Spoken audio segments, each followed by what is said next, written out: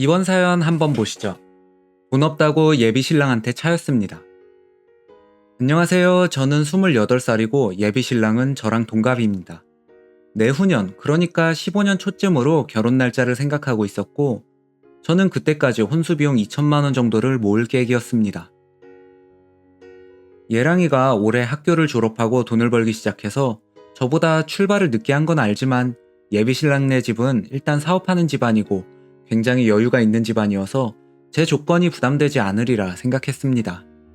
지금 인계받으면서도 월 400 정도씩은 꼬박꼬박 받고 있으니까요.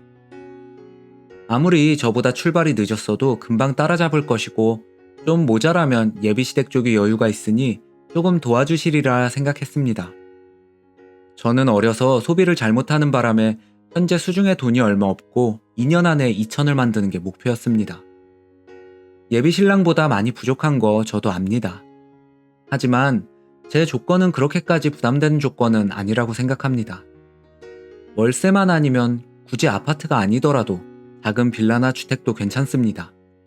사실 저번 글에 옥탑방이나 반지하도 괜찮다고 썼지만 계속 생각해본 결과 진짜 솔직하게 아무리 노력해도 신혼집으로 옥탑방 반지하는 좀 그렇더라고요.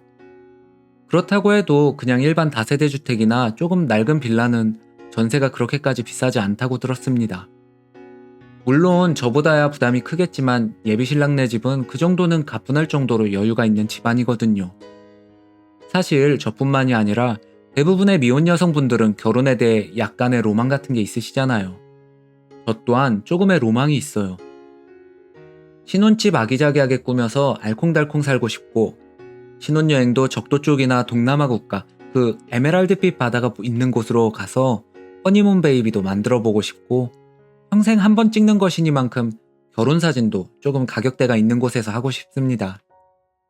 그걸 제가 예비 신랑한테 부담하라는 게 아니고 쓸데없는 예물 예단 같은 거 생략하고 그 돈으로 하고자 하는 거거든요. 얘기를 꺼내보니 예비 신랑이 많이 부담스러워했어요. 이해는 가지만 그래도 고민해보고 말해달라고 했는데 내심 집에서 도움을 조금 받더라도 내 조건을 수락해주겠지 싶었습니다. 그런데 생각해보고 하는 말이 그러면 자기가 모은 돈에 대출 좀 껴서 전세 마련하는 걸로 하고 예물 예단은 아예 생략할 순 없으니까 기본적인 것만 하고 사진과 신혼여행은 그렇게 하자고 참 제 입장을 많이 생각해줘서 아주 고맙고 또 고마웠는데 대출을 낀다는 게 예비 신랑의 말로는 자기는 부모님이 마련해주신 토대가 있어서 금방 일어설 수 있으니까 대출빚도 금방 갚을 수 있을 것이고 결혼까지 부모님께 손 벌려가며 하고 싶지 않다는 겁니다. 이미 예비 신랑이 직장 근처 빌라 전세가까지 대략 알아봤더라고요. 제 생각 이상으로 요즘 전세값이 비싸더군요. 제가 생각했던 건 인천이나 수도권 쪽 지인분들 전세 구할 때 들었던 가격이었는데 서울 쪽은 차이가 크더라고요. 대강 계산을 해보니 그러면 대출을 약 8천 정도 껴야 하는데 그러자니 맞벌이가 필수고 위에서 말했듯이 저는 허니문 베이비 만들어서 얼른 제 아기를 낳아서 키우고 싶습니다. 그래서 직장 쪽 말고도 수도권 쪽으로 더 싼 데를 알아보면 어떻겠냐라고 말했는데 그건 또 예비 신랑이 하는 일 특성상 공장 근처에 집이 있어야 한다 해서 이도저도 못하고 결정을 못 내리고 있다 보니 예랑이도 답답했는지 어차피 당장 정해야 할 문제가 아니니까 차근차근 알아보자고 정 대출 끼는 거 싫으면 월세로 시작해서 얼른 돈 모아서 차차 바꾸자고 이런 식으로 말을 했고 제가 그냥 그러면 대출 껴서 그렇게 하되 나는 맞벌이 하고 싶지 않다고 말했습니다. 빠듯하면 또 모르겠는데 예비 신랑이 혼자 홀벌이를 해도 금방 갚을 수 있을 것 같아서요. 예랑이도 그 문제는 상황 봐가면서 결정하자는 건데 되도록 제 의견을 맞춰주겠다고 하고 얘기가 끝났습니다. 그런데 사단이 난 게 제 여동생이 있는데 동생도 저랑 비슷한 성향이어서 돈을 많이 못 모으고 자격 조건을 열심히 쌓은 것도 아니어서 미술학원 선생님을 하고 있었습니다. 노는 걸 좋아하고 아직 어리고 해서 저희 부모님도 손을 놨다고 해야 하나요?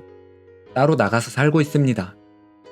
얘가 학원에서 총무로 무슨 현금을 관리했는데 조금씩 빼갔었나 봐요.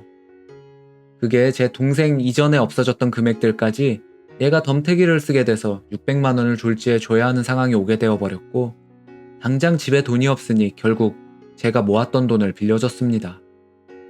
결국 저는 수중에 이번 달 월급 들어온 것만 딱 남게 되었는데 얘가 또 뭘 사고 놀고 하느라 사채까지 조금 끌어다 썼는지 저한테 또 손을 벌리길래 이것까지 내가 도와줄 수 없다고 분명하게 말을 했습니다.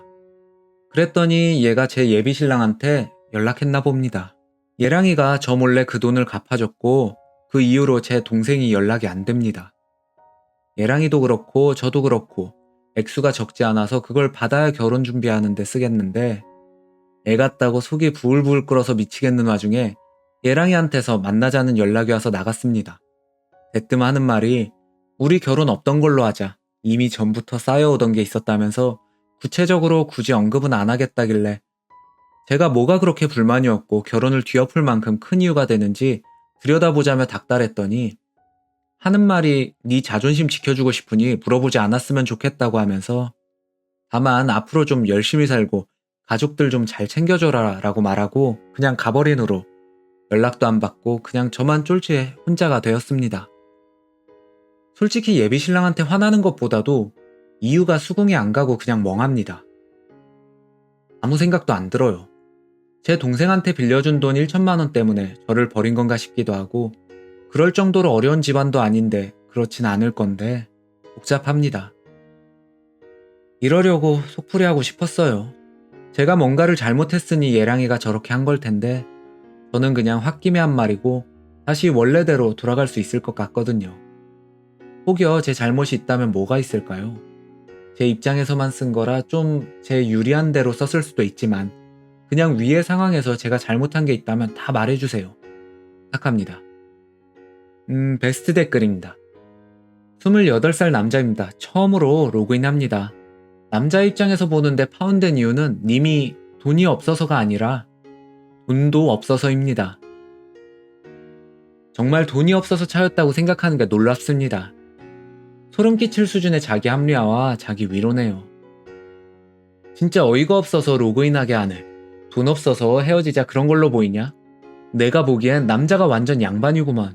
이미 정 다 떨어졌는데도 쓴소리 한마디 없이 헤어지자고 했구만. 본인이 뭐가 문제인지 모르는 게 더 문제입니다. 자꾸 예비신랑 내 집 넉넉하니까 합리화시키는데 처지 바꿔놓고 생각해봐라. 그건 그렇고 저 남자가 참 현명하네요. 근데 정말 세상에 저런 여자가 실제로 존재하는 건가요? 여자가 아닌가요? 왠지 글쓴이 대낮부터 한 손에 치킨 들고 한 손에 콜라 들고 있으면서 다른 사람이 자기 말에 관심 가져주는지 계속 확인하는 그런 부류 같은데 나라도 도망가겠다. 결혼하는데 2천만 원 들고 오면서 전셋집 대출은 싫고 신혼여행은 동남아 한 번뿐인 결혼식이니까 결혼사진 촬영은 좀 드는 곳에서 하고 싶다 하고 결혼 후 맞벌이 안 하겠다 선언하는데 누가 좋아합니까? 거기다가 여자친구 여동생은 돈까지 빌려와서 잠수라니. 이번 사연은 여기까지네요. 글 쓴 분이 이해를 못하는 게 전 이해가 안 되네요. 좀 이기적이고 너무 상대방이 배려해주기만을 바라네요. 이러면은 시작부터 삐그덕거릴 수밖에 없죠. 이번 사연 여기까지 하겠습니다.